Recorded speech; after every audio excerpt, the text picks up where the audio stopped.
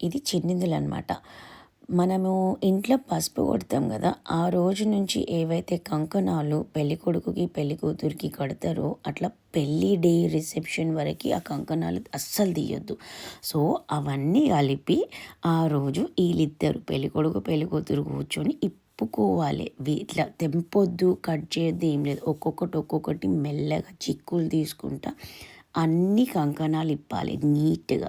And same and ఇంకా తాళి కూడా అంతే. ఏవైతే 3 ముళ్ళు ఫంక్షన్ హాల్లో పెళ్ళిలో కడతారు కదా, ఆ 3 ముళ్ళు నీట్గా విప్పేసి ఆ పూసలు, ఆ సూత్రాలు, ఆ తాళి ఉంటుంది కదా తాళిబొట్టు, అవన్నీ నీట్గా వేయాలి.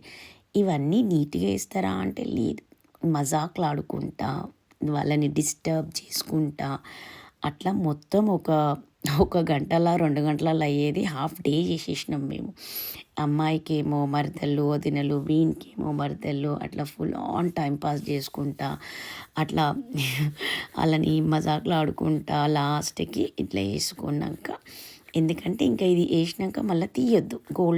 గోల్డ్ చైన్లో కట్టి వేసేస్తాం కదా, దాని తర్వాత అస్సలు తీయొద్దు. అండ్ మళ్ళీ ఆశీర్వాదం తీసుకోవాలి హస్బెండ్ నుంచి. అదే చిన్నిందులు అంటే. కానీ దీని తర్వాత మళ్ళీ తినేసి ఎక్కడోళ్ళు అక్కడ వెళ్ళిపోతారు. అది ప్రోగ్రామ్. మీ దగ్గర కూడా ఇచ్చేస్తారా?